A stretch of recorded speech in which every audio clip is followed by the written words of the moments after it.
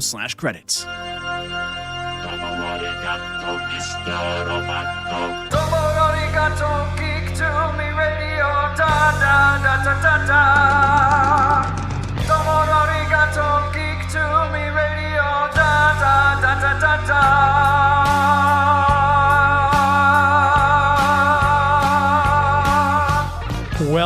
Welcome, geeks and nerds, girls and boys, to a brand new edition of Geek to Me Radio. Tonight, we'll be talking all things Oscars, getting you prepared for the 94th Annual Academy Awards. We've got Bret Hoffman, our man from Marcus Theaters, to talk all about the Best Picture nominees, the Best Actor, Actress, Supporting Actor, Cinematography, Animated Feature, all that and more. You'll be able to call in and win, too, with your picks. Stand by. We're talking TV, comics and movies, and video games. And if you don't know Star Trek from Star Wars, we'll try to explain. There are 12 doctors for Hogwarts houses, one ring rules them all. To be the greatest Pokemon master, you must catch them all. You must catch them all. Try to catch them all. Gotta catch them all. Gotta catch them all. And if you're driving around the greater St. Louis area tonight, hearing us on the Big 550 KTRS, hello to you. Thanks for tuning in. If you are streaming us out there in the world live via either the KTRS streaming service, or if you're watching us on Instagram, YouTube, Facebook, or Twitter or Twitch, hello to all of you there. We're very happy to be doing this once again. We are approaching our 300th show coming up very soon. I'm very excited. This is our 292nd show currently. And if you've been with us for a while, you know that Marcus Theaters has been our official movie sponsor for quite a while. And tonight, I thought, what better time to talk movies than with next Sunday being the Academy Awards coming up, the 94th Annual Academy Awards. So once again, joining us, we've got Bret Hoffman, the marketing guru from Marcus Theaters, on to talk all about movies. Joey V, my executive producer, who you always hear me referring to, is going to jump in on the mic as well, give us his Oscar picks as well as we go along. And of course, this is your chance for you to win a prize. I'm going to give one winner tonight a $20 Marcus gift card. As we talk about these things, you'll just access the KTRS text line, which is 84126. So you'll text us your desire for who you think will win Best Picture, Best Actor as we go through the categories. At the end of the night, we'll pick one lucky winner, and we will mail you a $20 Marcus gift card. Obviously, hopefully you're in one of the states that has either a Marcus Theaters or a movie tavern. Otherwise, we'll have to figure something else out. But we hope you're listening. We hope you enjoy Geek to Me Radio every Sunday night here on the Big 550. Without further ado, our movie guru, Mr. Bret Hoffman. How are you, sir? James, I'm doing great. Thanks for having me on. This should be a fun show. Absolutely. I think this is probably like at least the third year in a row that we've done this kind of an Oscars thing with you, I believe. Yeah, it's always a great time talking movies. This is the Super Bowl of the motion pictures. So what better time than to talk movies than right around now, right before the Oscars show next week. And I was just on the Josh and Heidi show here on the Big 550 on Friday afternoon, and we were talking about, I gave my review of The Batman, and we were talking about our Oscar picks for that too. And I mentioned that you'll be on and talking about that. And I said then, and you and I were talking right before the show started, I'm kind of like football. I don't watch all the games, and I'm not sure, maybe my stats aren't up to date, but I know who I like. So as we were saying, I have not seen all the Academy Award nominated Best Pictures, but I still know who I feel will be the front runner. So we'll kind of get into all that. Joey's probably seen them all, and I know you said you just got the 10th one in today. I've seen 10 of 10, so I've got all the Best Pictures down. So where would you like to start? What category do you want to dive into first? Well, why don't we just dive into the categories? Let's go right into Best Supporting Actress, because I think that's a great one to start with. So nominations in this category right now are Jessie Buckley for The Lost Daughter, Ariana DeBose for West Side Story, Judi Dench for Belfast, Kristen Dunst for The Power of the Dog, and Anjanou Ellis for King Richard. And in this film, in this category, I'm going to say that I think Ariana DeBose is going to win. Rita Moreno, of course, took the award for the 1961 version of the film, and I think the nod goes to her. It's a spectacular performance by her. Spielberg really did a great job on this film, and I think the nod will go to her. I don't think Spielberg has a chance for Best Director or Best Picture for this movie, but I'm giving it to Rena DeBose for her performance in West Side Story. Joey V, my executive producer, do you have a pick who you think will be winning Best Supporting Actress? Well, I've been hearing a lot about Will Smith just really campaigning for Ingenue, and Will Smith has been winning all of the big awards lately. So I think there's something to be said for her getting it. Now, I haven't seen King Richard yet, but I know that Will Smith is just taking home all the awards and really campaigning for her. So maybe just, have some hope out for her. And I think King Richard comes to HBO like next week, or it's like right before the Oscars. It's going to be back on free TV. So that's when I'm going to check it out.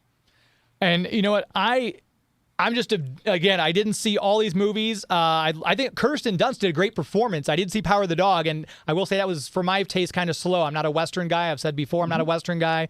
But I love Judi Dench. She's never not spectacular in anything. And again, this isn't saying I know she's going to win. She's my pick for winning this one. I'm going to put down my name for Judi Dench for Belfast.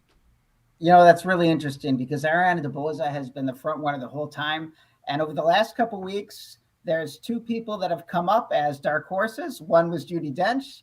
The other one was Ingenue Ellis for King Richard. So you both have got the ones on the outside looking in, but we'll see. We'll see which one wins next week. And again, if you would like to text us your idea for Best Supporting Actress, if you're listening right now, 84126 on the KTRS text line, shoot us a text, and we will enter your name in for, I should say your number, for a drawing for that $20 Marcus Movie Tavern gift card. Best Supporting Actor, want to jump in with that one since we'll stay with the supporting realm for now? Yeah, let's go right in. We have Karen Hines for Belfast. We have Troy Kotzer for Coda. Jesse Plemons for The Power of the Dog. J.K. Simmons, Being the Ricardos. And Cody Smith-McPhee for The Power of the Dog.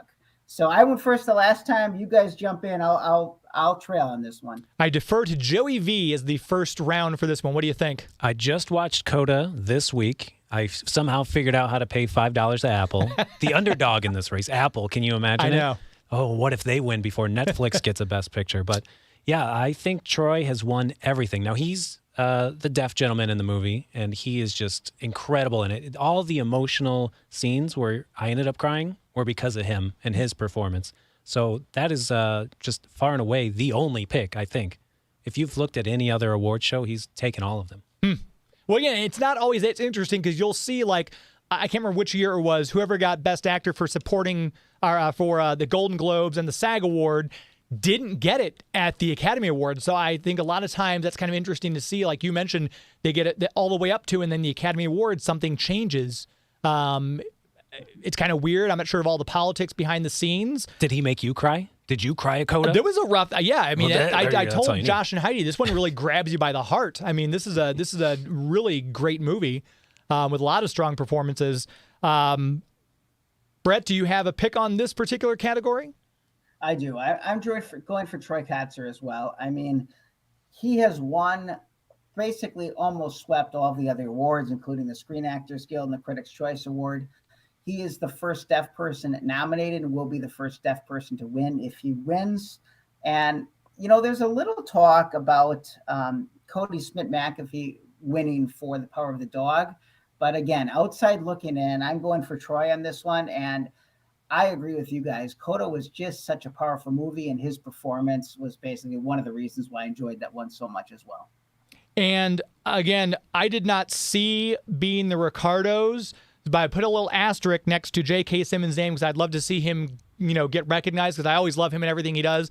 But I'm in agreement with the two of you. I'm going with Troy for my choice as well. Look at that. All three of us. Doing like a Whiplash type of not my tempo the whole time. So I could see him maybe. It's Troy. Yeah.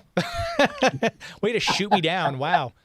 Okay. But yeah, all right, so we're all in agreement on Best Supporting Actor, so that's great. So we'll see how this all plays out.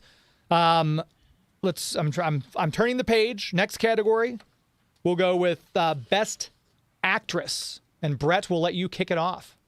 All right. We've got Jessica Chastain being nominated for The Eyes of Tammy Faye, Olivia Colman for The Lost Daughter, Penelope Cruz for Parallel Mothers, Nicole Kidman being The Ricardos, and Kristen Stewart for Spencer. This one, I think, is one person that's been running away with it when you look at all the other award shows, and that's Jessica Chastain for The Eyes of Tammy Faye. She, of course, plays Tammy Faye. Watch this movie, and you'll see that her mannerisms are spot on. The movie itself does have a feel that it was made as a rewards bait movie. However, I can't put that against Jessica Chastain. She is tremendous in this movie, and her performance really brings it home. This would be her first win. She was nominated for The Help in 2012. She was nominated for Zero Dark 30 the year after. And I just think her performance stands out among the rest. Kristen Stewart was talked about for a little while for winning it for her performance as Princess Diana, but I think this is going to Jessica Chastain, so she's my pick. And Joey V. You know, I just watched The Eyes of Tammy Faye last week, and I think I was prepared for it to be a comedy. Because once you see that Michael Showalter, he's from The State, huge sketch comedy guy. Once you know that he's behind it and you know it's comedy, then I think it's easier to process just kind of how funny it is. Their performances are really over the top, but it seems like it's a lot of makeup acting on her part. I don't know. I mean, there's something to be said for how good the makeup looks. So I think she could help the makeup crew win the Oscar for that, but her performance it's a little too silly for me. So Okay. I would pick, it's hard to say because I haven't seen Parallel Mothers yet, but Kristen Stewart, she really sunk herself into that role in Spencer. The movie itself, very slow, not a lot happens, but that accent, I mean, her accent is so believable in that movie. I think that helps a lot more than someone who's already trying to portray a cartoon character such as Tammy Faye. Tammy Faye was always on doing like a cartoon Betty Sure. Boop voice. Yeah. So it didn't sell me on Best Actress material. So I'd go with Spencer still. Okay. It's interesting because Spencer, to me, it didn't quite resonate because we just got done seeing that amazing performance, and now the actress's name has slipped my mind, in The Crown, who looked just like Princess Diana, or, Diana Spencer, looked just like her. And the performance was great. Joey's looking it up now. I can tell. I can see the look in his eyes. But did you watch The Crown at all, Brett? I haven't. I did not watch The Crown. So. Debicki? Elizabeth Debicki? Does that sound like a name? Elizabeth Debicki, yeah. She was brilliant. I mean, just spot on. I mean, my wife and I were both looking at each other like, did they do some like Princess Leia CGI stuff on her face? Because it looked like Diana the whole time. But so it was kind of hard for me to separate that, what I just saw, from Stewart's role in Spencer. As an 80s child, I remember as a small boy going over to my grandparents' house, and they would have the 700 Club on, and I'm like, whatever that show was, I'm like, who is the woman with all the makeup? What is she? Why is she crying? She looks like a raccoon. So I remember vividly Tammy Faye, and I can say Jessica Chastain, well, you weren't of that age, so you could see it as cartoony. I felt it was pretty spot on for the most part. A little over the top in areas, but Jessica Chastain, I think, is going to get my nod for Best Actress. And I do want to go real quick to the KTRS text lines. We had John in the 314 area code says he thinks Troy Kotsur is his choice for Best Supporting Actor. So, John, we have you down on the list. You are in the drawing for that $20 Marcus gift card. We'll give that away here at the end of the show. So that's where we all landed for Best Actress. And again, if you're listening, like John, if you want to shoot us a text, 84126. Let us know your name and who you think the Best Supporting Actress or any of these categories going forward, and we will enter your name in that drawing to win a $20 Marcus Theater gift card. And I love that Marcus has been re-showing these Best Picture movies, and they brought them all back, and it was so exciting because it was on certain days. It wasn't like all 10 movies were on the same day. You open up the app and see which one's playing today. Like, all right, I'm going to go see Coda and not give my money to Apple. I'm going to give it to Marcus instead. Do you guys, that's a good question, Brett. Do you guys see like a lot of like a bump in ticket prices when you bring those movies back this close to the Academy Award? I would think people are like, oh, we missed that the first time. Let's go see it. Well, there definitely is a lot of interest for people to catch up. And what we did was we brought back all 10 movies that are nominated for Best Picture. And in fact, we brought them back a couple weeks ago, and we're playing those on different days in rotation up until this upcoming Sunday. So if you've heard about some of these movies that we're talking about, especially the ones nominated for Best Picture, you can go check them out. We've got them at both Ronnie's in St. Charles in the St. Louis area. We've got them all across the Marcus Theater circuit. So check those out. And the best part about it is catching up on it will be rather inexpensive because all the movies are coming back for just $5. So you can see all of them right on our screens, and it's the best way to see some of these movies that we're going to talk about. Absolutely. I always recommend, and again, obviously, if you're listening to this show, if you're a longtime listener, you always know how I always tell you go to Marcus Theaters for the best movie-going experience in the galaxy. But if you can get in there, any of the locations around St. Louis are obviously great. Mid-Rivers Mall, just newly renovated, not even a year into that yet. I'm going to be seeing what's the one with Sandra Bullock? I've lost all my Lost City. I'm seeing that at a Marcus location on Tuesday for the press screening. Very excited to see that one. But if you get the chance to get to Marcus Theaters, it's never a bad experience. I love going there. That's why Marcus is our official movie sponsor here on Geek to Me Radio. Let's go ahead and take a real quick break while we're at a kind of a pause here. If you're listening and want to try to win a $20 Marcus gift card, you text us 84126 with your pick for any of the Oscar-nominated features, be it Academy Award for actor, makeup, whatever you think, and we'll put your name in that drawing. We're going to take a quick break, come right back, chatting movies and Academy Award nominations with Bret Hoffman and Marcus Theaters. Please stand by. Cobra's on the run! Yo, Joe! G.I. Joe Snowcat. Other Joe and Cobra figures and equipment sold separately from... Introducing a new goodnight friend, Glow Butterfly. Your child's good night friend.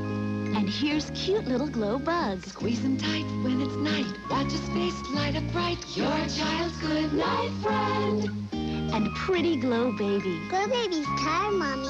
Good night, Glow Baby. Good night, Susie. They're all machine washable. Batteries not included and each sold separately. Who has these goodnight friends? Hasbro has.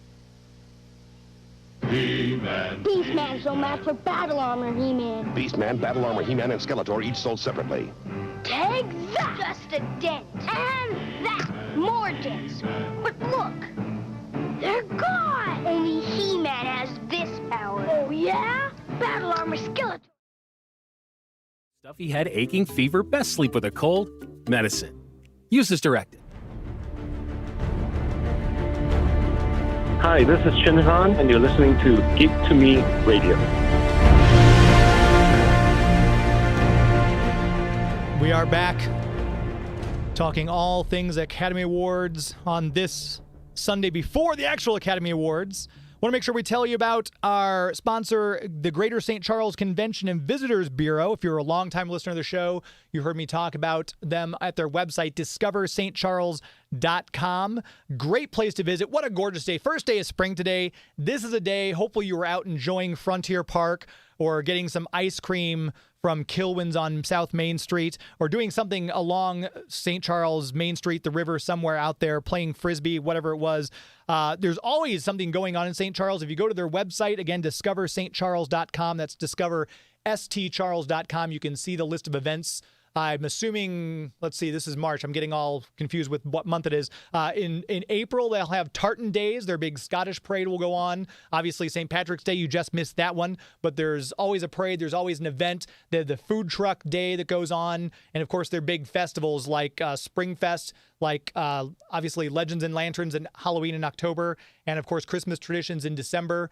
And the food, again, if you're not going to have a bad meal if you decide to go eat in St. Charles somewhere, from Salt and Smoke to Tompkins House to where Lewis and Clark, always a great time to be had. Go out there with the family, have some fun, enjoy the outdoors. If you're a history buff, if you're a foodie, if you're looking for some kind of unique shopping gift for somebody, there's chances are pretty good that St. Charles has it. And again, this is a place all made up of small businesses, which is so important to go support places like that. Start your trip. If you're listening to this and you're from out of town, go to the website, discoverstcharles.com, find a place to stay, pick a weekend, make an entire weekend out of it, make a week out of it. If you're taking summer vacation, St. Charles is a great place to visit. All from the website to begin your quest, and that is discoverstcharles.com. Discover St. Charles. As we always say, it's an historically good time. We are talking all things Oscars with Mr. Bret Hoffman of Marcus Theaters. We went through the first couple of categories. We're digging in now. I guess that puts us at Best Actor. Let's let Joey V start this one off. Joey V, who do you got for Best Actor on this one? You know, it's kind of hard because you're going with who you think's going to win and who you want to win. Absolutely. I was not a fan of Power of the Dog at all. It is, billed as a Western, but it's the slowest of slow burns. If you already know the twist at the end, then the whole movie's just kind of ruined for you. But, it's... I think you have to go with someone from Power of the Dog. Anyone. Maybe Benedict Cumberbatch. He was in that movie. You may as well give it to him. He is being touted as kind of a method actor in that movie. He bathed in mud. I mean, I could do that. I don't know. That's not that hard. So I think he's kind of the lock so far. So I will stick with Benedict Cumberbatch. And he's got such a great career up to this point that maybe it's kind of a, just give it to him. He's a great actor. We know it. If it's not for Sherlock, it'll be for this. Why not? Yeah. Okay. I can see it. And again, we were talking with Heidi and Josh on Friday on their show. And, Heidi brought up, it's like, he didn't bathe. Is that something the Academy takes into consideration, the fact that he didn't bathe for like 3 months or something like that during the kind of that method kind of style of acting? Brett, what are your thoughts? Let's see. I think this is a 2-horse race. I think it comes down to Benedict Cumberbatch or Will Smith for King Richard for this one. I'm going to give it to Will Smith. He has won a lot of the awards leading up to this. I wouldn't be surprised if Cumberbatch won, but Will Smith's performance really made that movie of King Richard, and he really had that great transformation into Richard Williams. So I'm going to go with Will on this one. I, much like your producer, did not care for The Power of the Dog. In fact, when I talk to people, I can't find many people beyond extreme cinemaphiles that really did enjoy Power of the Dog. That being the case, it got 12 nominations. We know it's the favorite to win a few. But on this one, I'm giving it to Will Smith.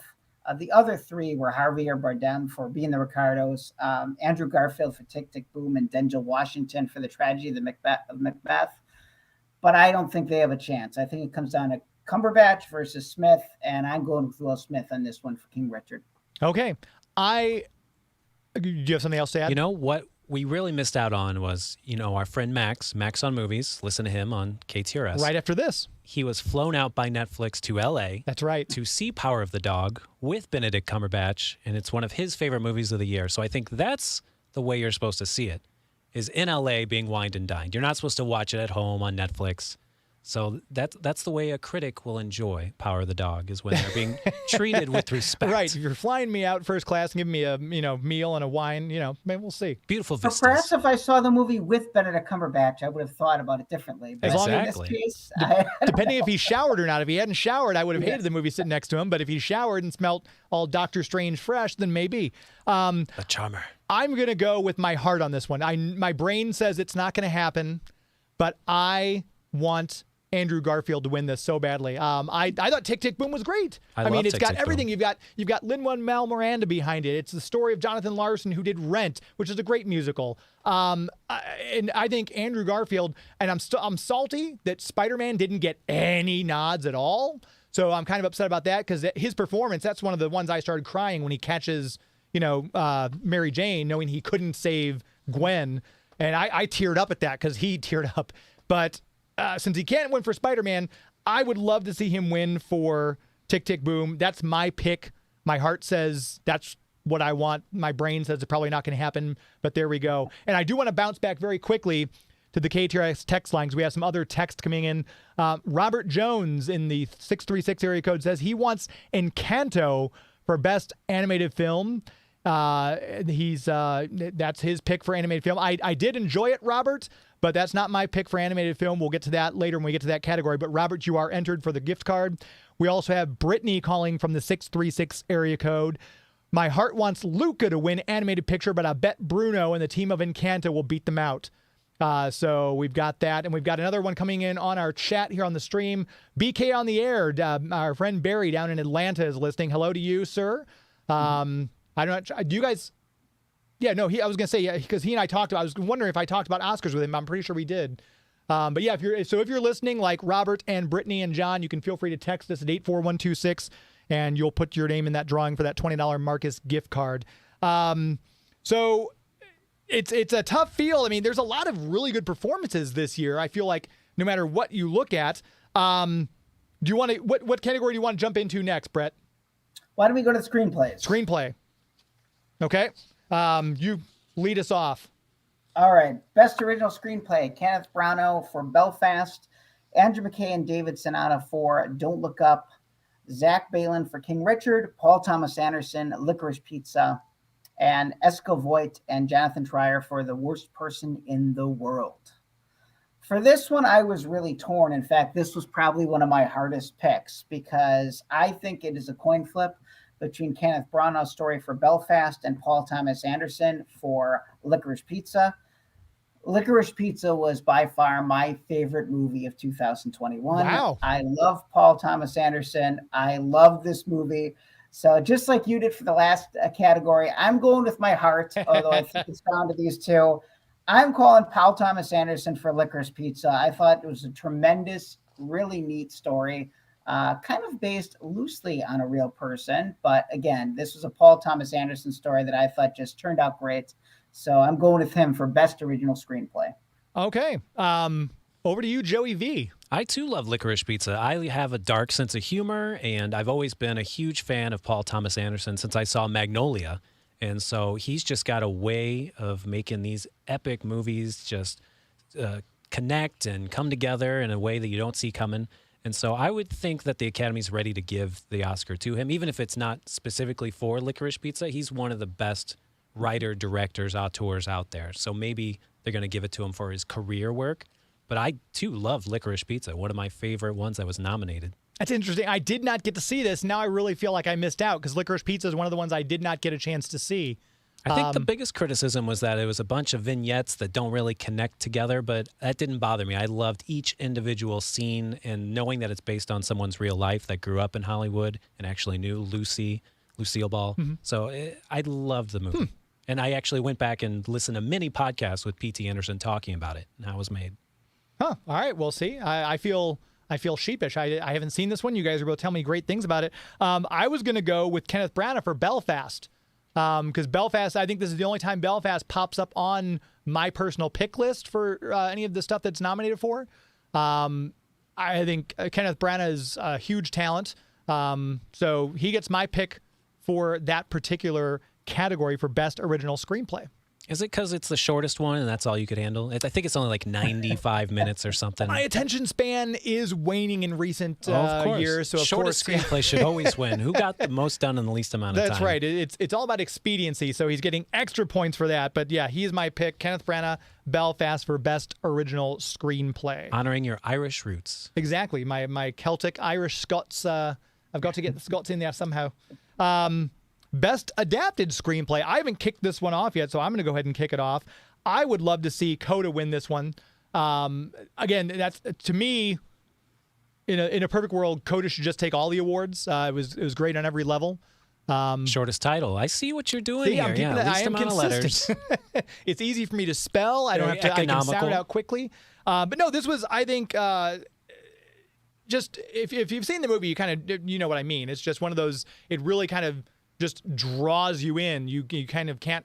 So I'm going to pause it and go get a soda out of the fridge or something. You can't do that. This is one of the movies you're locked into just by design. I think it's great. It gets you in all the right places. It's I would say close to a perfect film. But I'm going to go ahead and go with that for my choice for Best Adapted Screenplay. You know, I was a huge fan of Sound of Metal last year. That was also about someone dealing with being deaf, and this pulled me in just as much. You know, it made me very emotional. I did cry at the end also. So I have nothing against that choice. I've never been less mad at you than I am right now. But? Nothing. Okay, is that your choice too then? Yeah. Okay.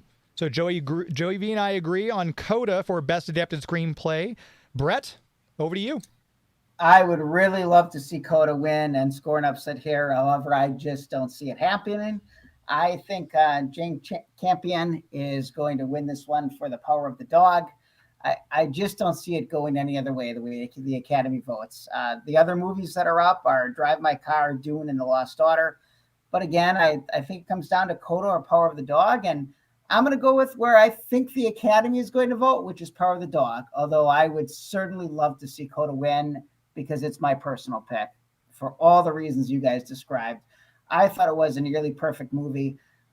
Pretty much I haven't found anyone that wasn't moved to tears by Coda. And I thought it was my personal pick, but professionally, for the sake of the ballot, I'm going with Power of the Dog. Power of the Dog there.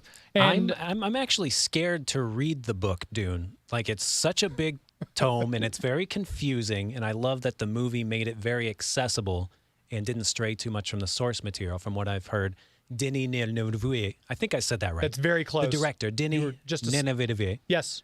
He is a huge lover of Dune, so I feel like I don't have to read the book now, and that's why I love it for adapted screenplay. I'm changing it. You're changing? Oh my gosh. I have to that go means back I and don't rewrite. have to read the book. That means the movie's better, and it should win. Okay, so Joey V changing his best adapted screenplay vote to Dune. Again, want to make sure the KTRS text lines are open for you, the listener, 84126. Text us your choice for any of these. It doesn't have to be best adapted screenplay. It can be best animated feature. It can be best actor. We've already covered that category, but feel free to jump in with that, and we will get your name in the drawing to win a $20 Marcus Theater gift card. You can use on movies. You can use them on snow caps when you get to the movies, whatever you want to buy with that.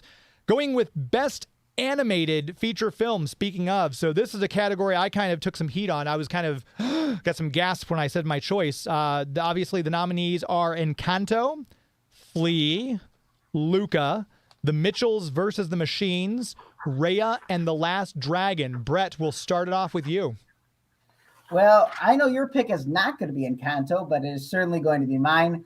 I think it's got the momentum going for it. I think it's the juggernaut in this year's race.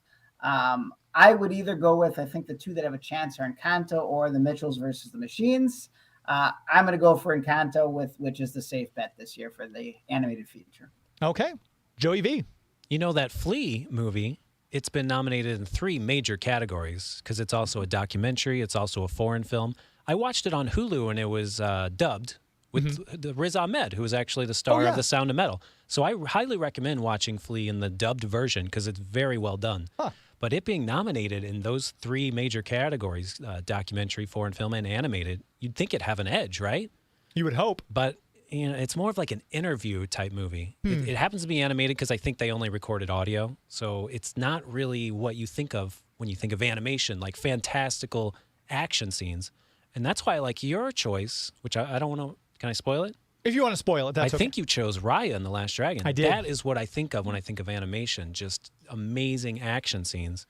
So I would pick something like Encanto or Raya because that's what animation's made for. Things that just can't be visualized any other way.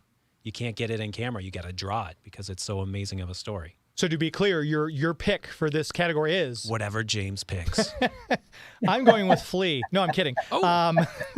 I did not see Flea, so I could not comment on that one. I just saw Mitchells and the Machines last week. I kind of tried to catch up a few of these, and animated features are easy for me to watch, being my slow attention span, which we've discussed on the show earlier. Less colors, yes. Exactly. But no, Encanto I know is the front runner, and my wife and I did end up watching that, I guess, a couple weeks ago, and it's great. I don't know if it was you or if it was somebody else, Joey, who pointed out it's odd because there's no villain. It's like a Disney film. There's no Jafar. There's no Cruella de Vil. Was it you who said that? I did say that, yeah. And that's a great point that I didn't think of when I was watching it, but it's bugged me since you mentioned. I'm like, ooh. It's the gaslighting grandma that just says everything's fine. Just go back to work. I know. So There's the nothing wrong with elderly are the villain in Encanto. So those of you, I just want to point that out now. Preemptive strike. But no, Encanto was great. I love the songs. We've got in the chat, too, David DeRose just chanted his pick is Encanto as well. So, David, you are entered for that Marcus gift card. We don't talk about David. We don't talk, no, because David's not, but Raya and the Last Dragon is indeed my pick. I think, for me, I think a lot of it fell off people's radar because it was earlier in the year. And I think then Encanto came out and boom, that took everybody by storm. Mitchells versus the Machines was later in the year, too. And I think people kind of forget about, it's kind of like I attribute it to a couple years ago when Split came out. Split came out in January. My goodness, what a performance that was given in that movie by Professor X. Why can't I think of actors' names? McAvoy, James McAvoy. That's basically your name, yeah. How did he not get nominated for Split? That was amazing. But it was in January. I think it fell off a lot of people's radars. I don't know. But yeah, so my choice for best animated feature, I agree with you on the content of just the exuberance of the animation, everything. Raya and the Last Dragon gets my pick for best animated. We're already halfway through the show. This is absolutely ridiculous how quickly time goes. We're going to take another quick commercial break. We've got Bret Hoffman, our guest from Marcus Theaters, the head of marketing for Marcus, talking about the Academy Awards. Joey V is jumping in on this one, giving us his picks as well. If you would like to text us your ideas for who you think will win, 84126 is the KTRS text line. Will get you entered for the chance to win a $20 Marcus gift card, which I will mail to you. You're currently listening to Geek to Me Radio on the Big 550 KTRS. Please stand. There's one way to tell how powerful a rig is. They call it a pull contest. And now, there's a test of strength for Stomper 4x4s. The Stomper official competition pull set. Battery not included. A Stomper 4x4 and a match set of counterbalance, ramp, and weight box. Hitch up the truck and turn its motor on. You can put that four-wheel drive to the test and discover just how much power you're playing with. The Stomper official competition pull set comes with everything you see here. Strawberry shortcake and each two are sweet. Their pretend kisses make kissing a treat. Each sold separately. Baby strawberry shortcake, give your mommy a kiss. I love you, baby orange blossom. When you squeeze their tummies, they blow sweet-scented make-believe kisses. Delicious, baby angel cake. Time to get ready for your nap. Don't you just love them to pieces? Baby strawberry shortcake and baby orange blossom and baby angel cake, each sold separately.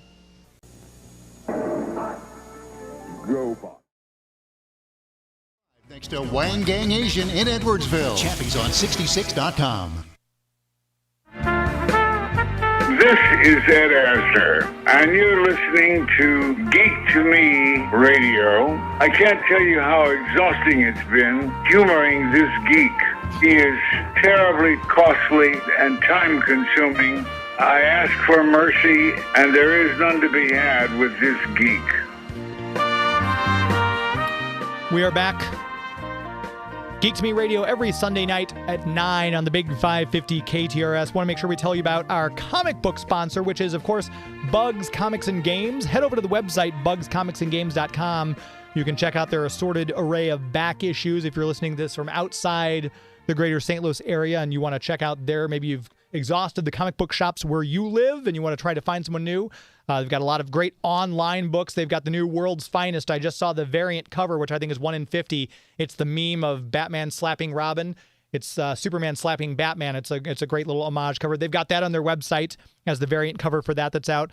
If you're local in the greater St. Louis, St. Charles area, head over there. They're right off of Bryan Road in O'Fallon. And if you can join their Avengers Club, you'll start saving money on your comic books, your supplies, your games, your back issues. And with the price of gas going up, you want to save money wherever you can. So a great way to do that is to save money on your hobby. Larry Quiggins, the owner, and Tim, his partner on this, they're great. Tim takes care of all the website stuff. Larry is always in store helping you with your comic book needs. I talked about it last week. Little kid came in with his dad. And Larry's like, what kind of comics are you looking for? And the kid wants Spider-Man. He said, okay, well, what kind of Spider-Man? It's like having your own personal comic concierge.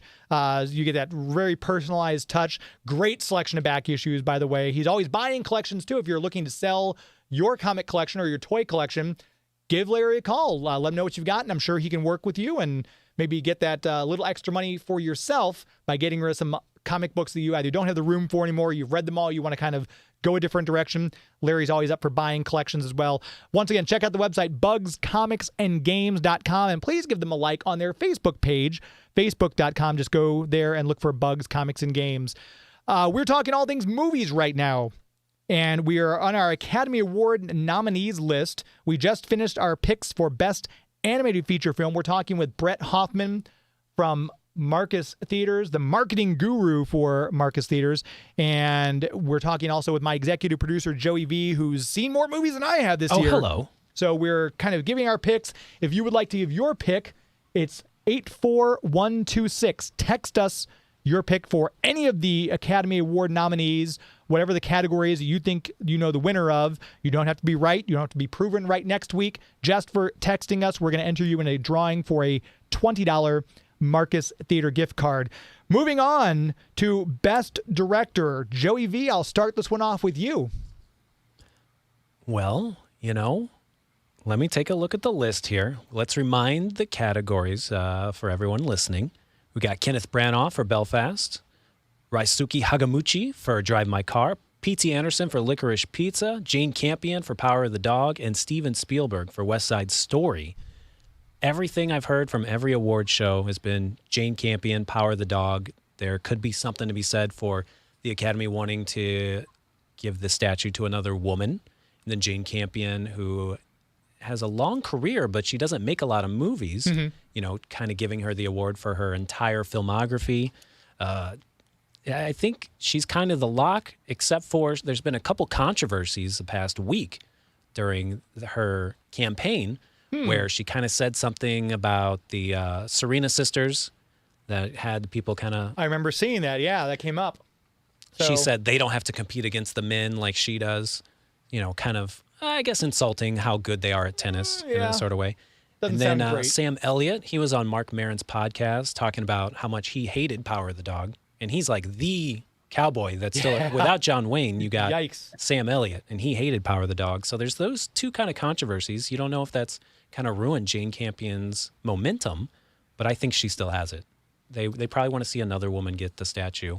And I was just looking up her IMDb really quick. She directed The Piano. That's where I'm like, I know the name, and she directed another big movie in the 90s. The Piano is the one that I was thinking of at the time. So you're going with Jane Campion for your choice for Power of the Dog for Best Director. What about Brett? What do you got? I'm going to Jane as well. I think she's got this one locked up. She's who everyone is talking about.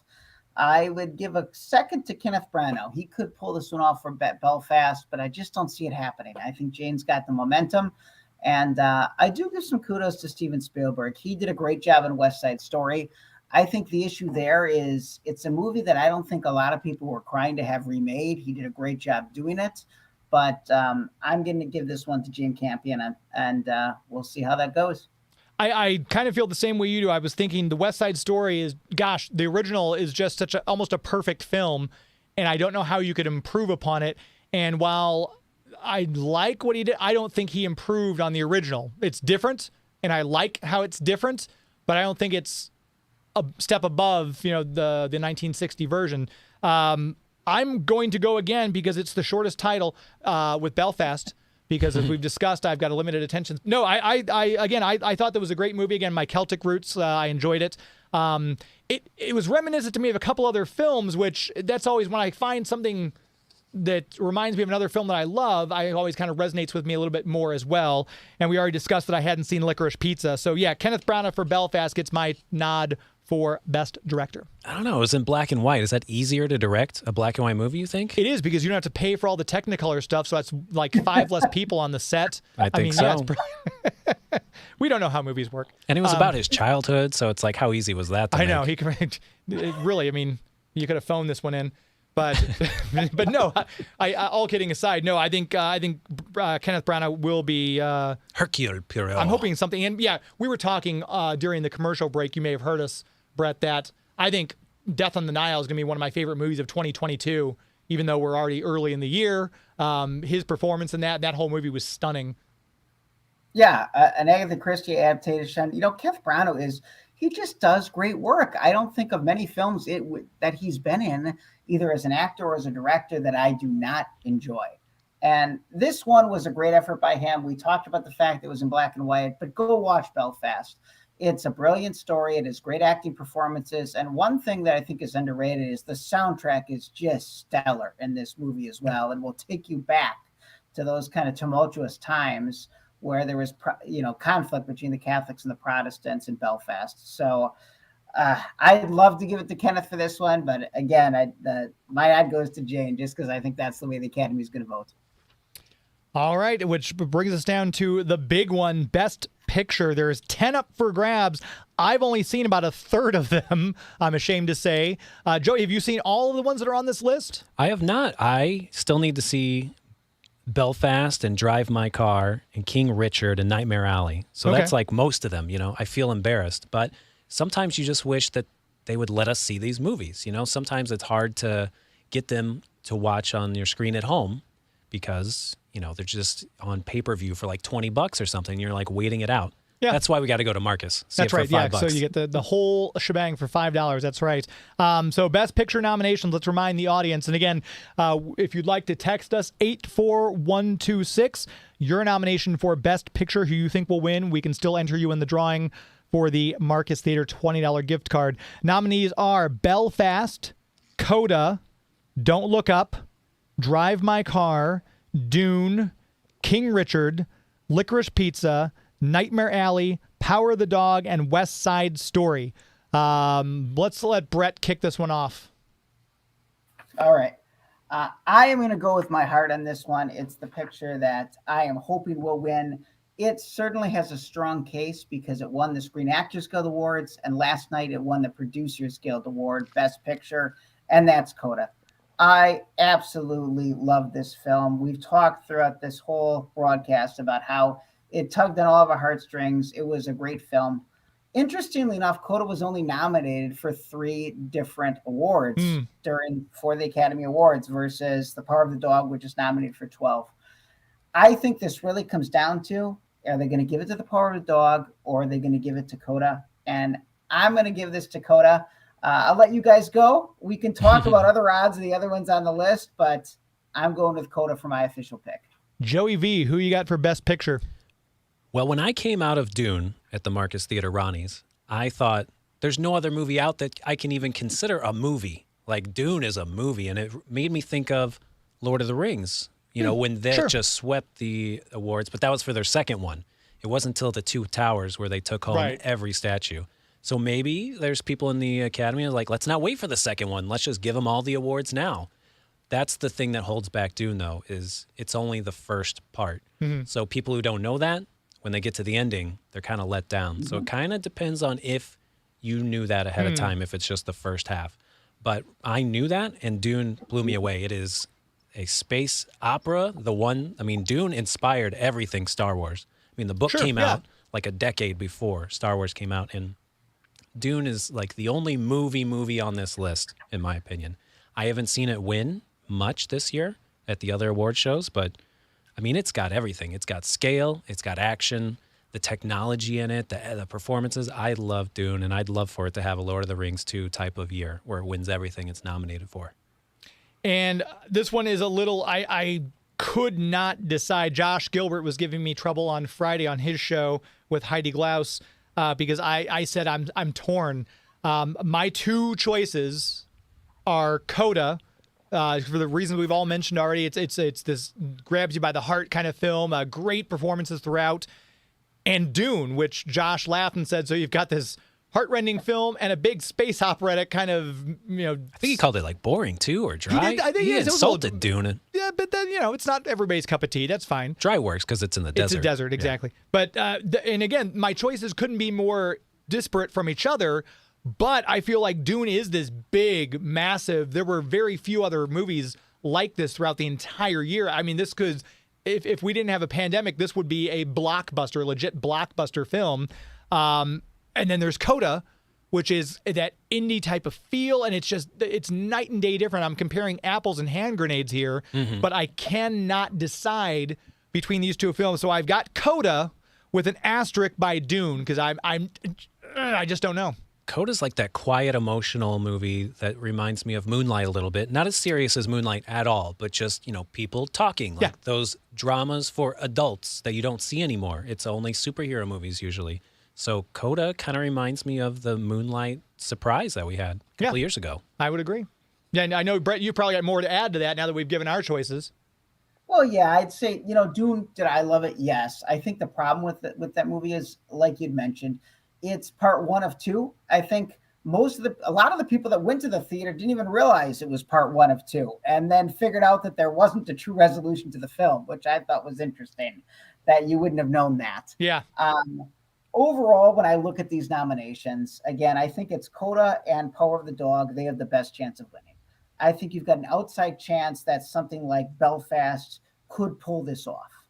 You've got a bunch of movies mid-pack that I just don't think have enough popularity with the Academy to win. And those would be things like King Richard, Licorice Pizza, and Dune. I just don't think those are going to win. And then you've got these other extreme long shots, which I just don't see it in the cards. So Drive My Car, we talked about a lot of these movies being a slow burn. Drive My Car was like watching glaciers move through that 3-hour movie, essentially. Should put wheels on that car. It is a great movie when you look at it and you take it all in, but it is like moves at glacier pace during the whole movie. And you have to read it because it's subtitled too. So you have to really pay attention the whole time. There's no looking away. There's no doing any other thing while that goes on. The other movie that I think is basically an extreme long shot is Don't Look Up. Again, great movie. It was a fun and entertaining movie, but has about as much chance of winning as an actual comet of that size hitting Earth during the actual telecast. And that probably won't win there as well. And West Side Story is just a middle of the pack one as well. So when you look at all these movies, I think it's a two-horse race. I think perhaps if they both fall down, somehow Belfast could win. But I'm going for Coda. It was a rather interesting year when you take a look at these 10 nominations. We may get to it a little later, but I mean, I just really thought of all things, Spider-Man No Way Home should have proudly been nominated. It is the third highest grossing movie of all time. The reason they put 10 nomination slots in is so movies like that could be recognized.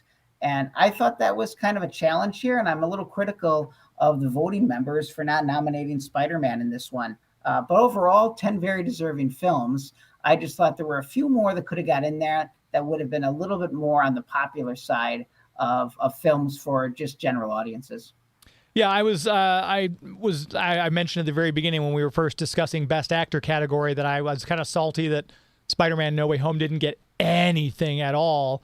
I almost wondered, I was thinking as we're going through this list, I almost feel like this is a year, did we really need 10 nominations? Because some of them, I feel like they were just thrown in there because we've got 10 slots to fill. Like I didn't see Licorice Pizza, to be fair, but I kind of feel like a couple of those were like, they put in, like you said, Don't Look Up, just because we have to fill it in with something. We've got 10 openings. So it's a little bit odd to me. I wonder if we're going to ever see them draw back down and not do 10 movies.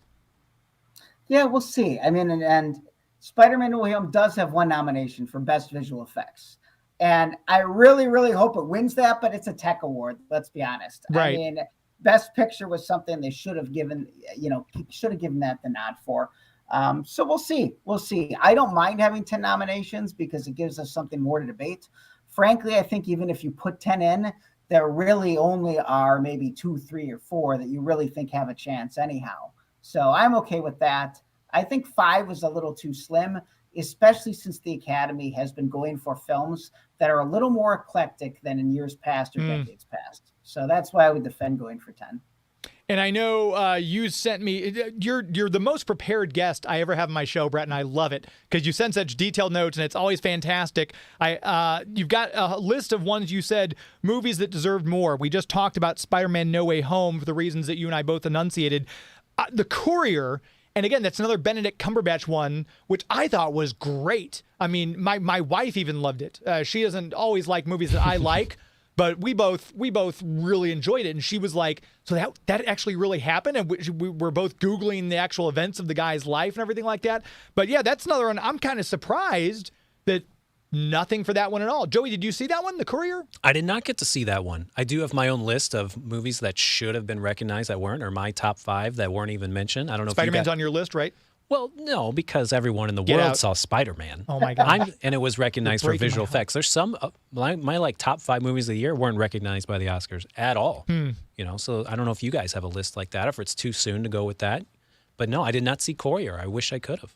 Obviously, you saw Courier, Brett. Are you kind of feeling the same thing I am on that one? Yeah, I do. I felt like if you saw one Benedict Cumberbatch movie of last year, it should have been Spider-Man. If you saw 2, it should have been Courier. And if you saw 3, then you watched Power of the Dog. That's kind of what I thought. I thought the movie was that good.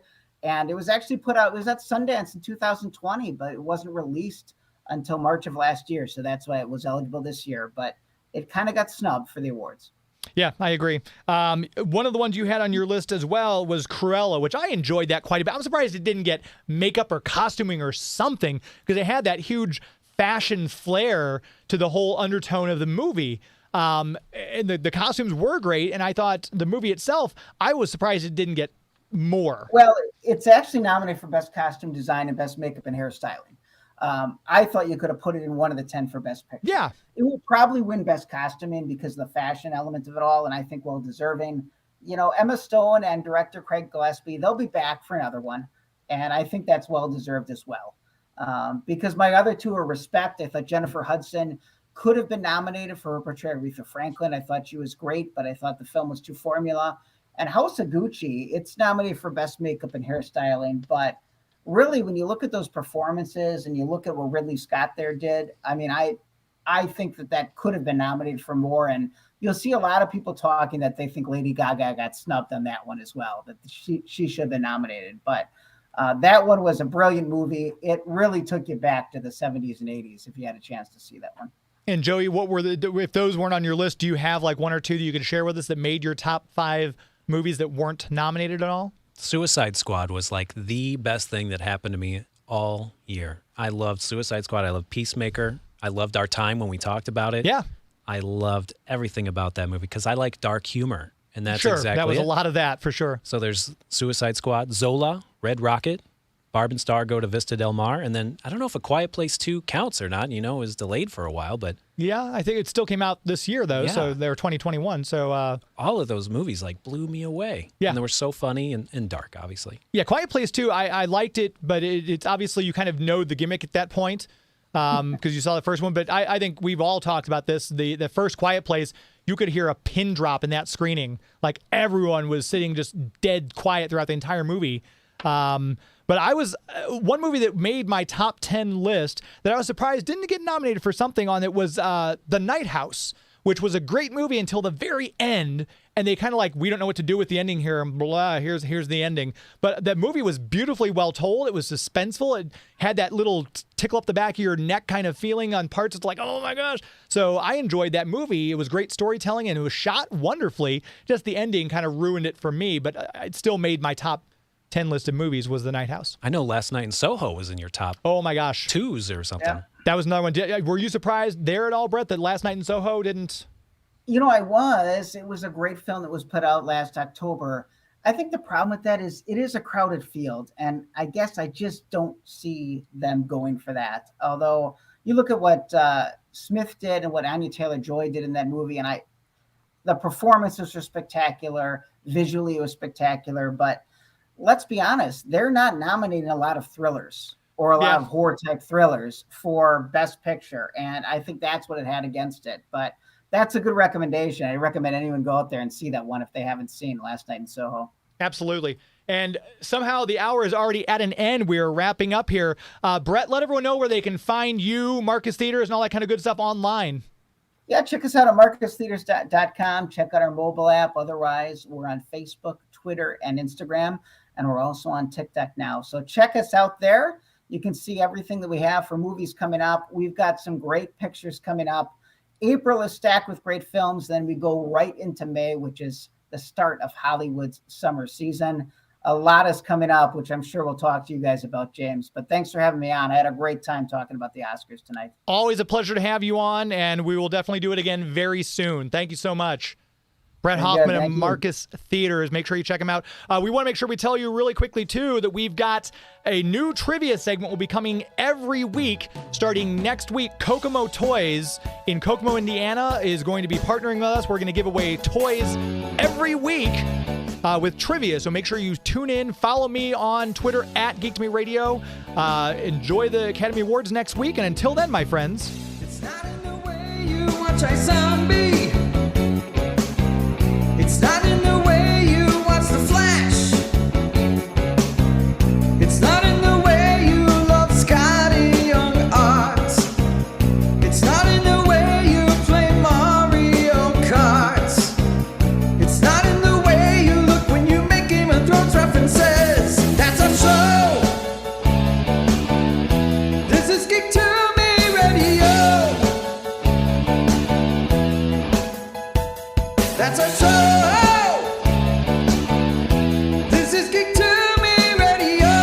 Thank you, Hollywood. Good night. Stay tuned for Max on Movies next. Our winner was Brittany for the contest. See you next week, friends. The Big 550, KTRS St. Louis.